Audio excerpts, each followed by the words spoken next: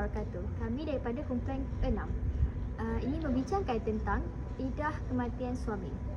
Seterusnya kita pergi kepada pengenalan. Iddah kematian suami merujuk kepada tempoh menunggu yang diwajibkan ke atas seseorang wanita selepas kematian suaminya, iaitu selama 4 bulan 10 hari sebagaimana yang telah ditetapkan oleh syarak. Sepanjang tempoh ini, wanita tersebut terikat dengan beberapa ketetapan hukum seperti larangan berkahwin, kewajipan berkabung iaitu ihdah, serta batasan tertentu dalam pergaulan dan berhias diri. Tajuk ini membincangkan isu-isu yang sering timbul dalam pelaksanaan iddah kematian suami, khususnya dalam konteks masyarakat moden seperti keperluan wanita untuk bekerja, keluar rumah atas urusan penting dan salah faham masyarakat terhadap hukum iddah. Selain itu, tajuk ini turut meneliti penyelesaian menurut syarak berdasarkan Al-Quran, As-Sunnah dan pandangan ulama bagi memastikan pelaksanaan iddah selari dengan tujuan dan hikmah pensyariatannya. Assalamualaikum, saya akan jelaskan tentang isu. Isu yang kita bangkitkan hari ini ialah kesedaran hukum berkaitan isu semasa dalam kalangan wanita Islam berkejaya di Selangor. Laporan ini membincangkan kesedaran hukum berkaitan iddah kematian suami dalam kalangan wanita Islam berkejaya. Menurut syarak, wanita yang kematian suami wajib menjalani tempoh iddah selama 4 bulan 10 hari dan terikat dengan beberapa batasan hukum yang bertujuan menjaga kehormatan serta adab berkabung. Dalam tempoh iddah, wanita tidak dibenarkan keluar rumah untuk tujuan bersiar-siar atau aktiviti yang tidak mendesak. Namun begitu, Islam memberi kelonggaran kepada wanita yang bekerja untuk keluar menjalankan tugas pekerjaan sekiranya terdapat keperluan, terutamanya bagi memenuhi keperluan hidup dan tanggungjawab ekonomi. Kelonggaran tersebut hendaklah dilaksanakan dengan mematuhi batasan syarak, iaitu keluar sekadar keperluan, menjaga adab berpakaian serta tingkah laku. Sekian, terima kasih. Bismillahirrahmanirrahim. Assalamualaikum warahmatullahi wabarakatuh. Kami akan bagi beberapa soalan untuk bahagian rujukan pakar. Baik, soalan yang pertama adalah apakah yang dimaksudkan dengan iddah kematian menurut syarak? Sah menurut syarak. Okey. Jadi bila berlaku kematian suami, maka isteri dia perlu beriddah. Kan? Ataupun kalau dalam bahasa khusus untuk orang yang kematian suami dipanggil berkabung. Kan? Kabung tu apa istilah dia? Okey. Tetapi biasa kita panggil iddah lah. So maksudnya tempoh ke tempoh untuk isteri, biasanya dengan tujuan untuk isteri menghormatilah suami dia, kan, kemuliaan kepada suami. Kalau suami mati, isteri kahwin lain, so dia macam benda yang nampak tak sesuai, kan. So iddah kemudian ringkasnya adalah iddah tempoh menunggu ataupun berkabung bagi seorang isteri selepas kematian suami. Yang suami itu adalah suami yang terikat secara syarak. Soalan yang kedua adalah bagaimanakah hukum perjalanan jauh, yakni musafir semasa iddah kematian? Sefaham saya lah, kalau dia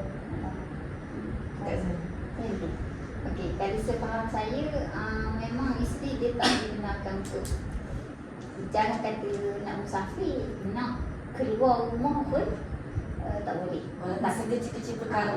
Tapi janganlah sampai tak bercakap, duduk berkurung sampai depression dan sebagainya, kan. Dia betul juga. Macam dari sudut yang mungkin dia selain daripada jaga hukum syarak, dia kena jaga maqasid yang lima tu, kan. So jaga hafzul akal tu maksudnya kalau kita duduk dalam jadi depression, so kita kena ambil udara luar. Kita bersembang dengan apa? Dengan jiran, kan. Pun ada keperluan nak makan dan sebagainya, tu boleh lah.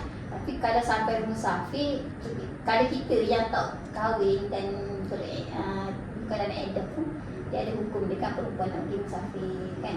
Apatah lagi yang sebagai isteri yang terikat dengan, kan, dalam musafir. Tapi mungkin dia kan kalau macam kita tengok sekarang, kan, macam ni saya buat umum je lah, dan tak cakap sesiapa. Contoh, kan, macam sekarang ni influencer, kan, kalau contoh influencer di kematian suami, macam dia dalam tempoh iddah pun dia menonjolkan diri. Sebab tu macam kita ni sebagai umat Islam lah, kena saling tegur menegur lah. Benda ni sebenarnya iddah ni amat penting lah sebenarnya untuk jaga kehormatan perempuan tu. Perempuan ni dalam iddah pun tak boleh orang dekat dengan mana-mana lelaki. Lelaki nak berkenalan pun sampai tak boleh lah, kena ada gap kat situ. Tak boleh macam boleh lah kena iddah kan, berkenalan dulu lepas tu habis iddah terus kahwin, tak boleh. Dia kena orang tu habis iddah dulu barulah nak tahu ke apa. Siapa ni yang sindi-sindi tu iddah ni kan? Iddah cerai. Iddah cerai. Cerai hidup. Iddah cerai tu pun sindi-sindi Yang tu pun tak boleh. Macam Walaupun dia macam masa tak suka sekarang dekat suami dia. Ya, walaupun macam mungkin kita tak akan kembali dah tak. dalam telefon iddah macam itu kan ada bunyi iddah kematian. banyak lah macam apa sekarang banyak lah kena titik berat lah sebenarnya. Macam ada sekarang kalau apa cerai hidup kan macam kutuk-kutuk suami kan, maafkan suami dalam berdosa. Maafkan tu satu lagi berdosa juga cakap macam nak lelaki lain semua tu kan. Sedangkan pada iddah tu make up pun tak boleh pakai kalau ikut. Tapi influencer sekarang make up tak pakai, keluar macam biasa.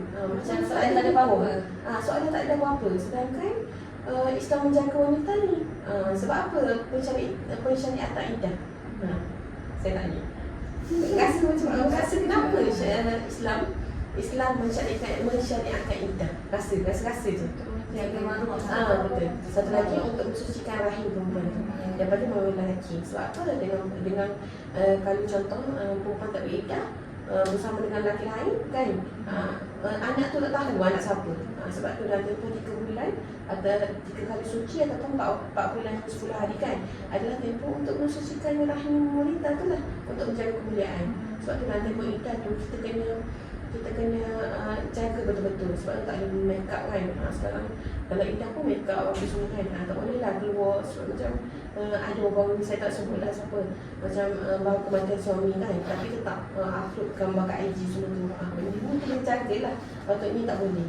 Walaupun di media sosial lah, Ya, bukan kat luar fizikal sahaja. Ya, benda ni kena jaga. Sebab sekarang kan macam dulu kan yelah perbezaan zaman kan. Dulu kita kena jaga luar je. Tapi sekarang Kat dalam rumah pun Ya. boleh. boleh jaga kan. Itulah benda ni kena jaga. Mungkin ada dari sudut laki-laki lah benda yang kita nampak dalam TV dia tak akan sama hukum dengan kita tengok secara fizikal walaupun macam tu, tapi tetap kalau sebaiknya kita jaga kan. Sebab mata lelaki ni memang kan orang isteri orang boleh betul lah. Sebab sekarang kan macam influencer dia fokus kepada TikTok, Instagram macam kan.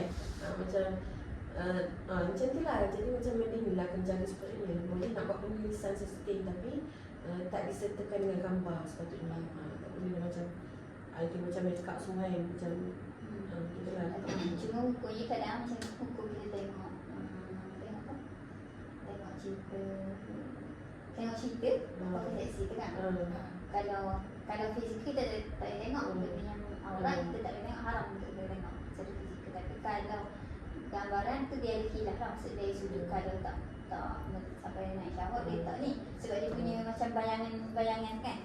Maksudnya orang yang tengok dekat tengok isteri orang tu baru tadi dalam TikTok tu, mungkinlah maksudnya dia bukan secara fizikal, tapi tetap juga Tapi tak kena menjaga diri lah. Untuk memahami lebih lanjut tentang isu ini, mari kita lihat lakonan ini.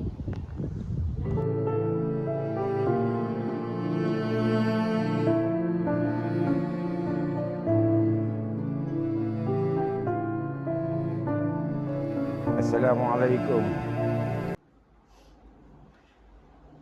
Sabar dik, setiap yang hidup pasti mati. Aku harap kau dapat meminta seperti ini.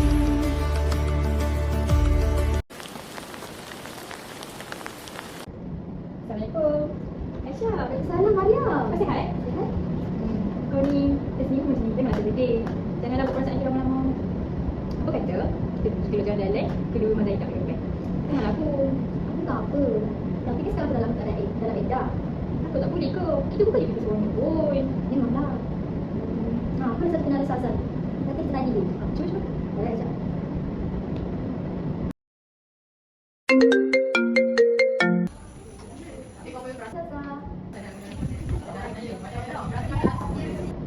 tanya, apa benda yang kita boleh buat dengan yang tak boleh buat ketika dalam iddah kematian suami? Okey, baiklah. Di sini Ustazah akan terangkan mengenai perkara yang boleh buat dan tidak boleh buat semasa iddah kematian suami. Yang pertama, wanita tersebut boleh keluar rumah atas urusan yang penting seperti bekerja dan rawatan kesihatan. Yang kedua, semasa bekerja, hendaklah wanita tersebut menjaga adab dan pergaulan. Yang ketiga adalah semasa berkomunikasi, wanita boleh berkomunikasi dengan lelaki, tapi mestilah perkara yang penting sahaja. Yang keempat, penggunaan media sosial. Kat sini, wanita tersebut perlu menggunakannya dalam keadaan bersederhana. Dan yang kelima adalah wanita tersebut perlu menjaga kesihatan dan kebersihan diri semasa iddah. Seterusnya, perkara yang tidak boleh buat semasa iddah.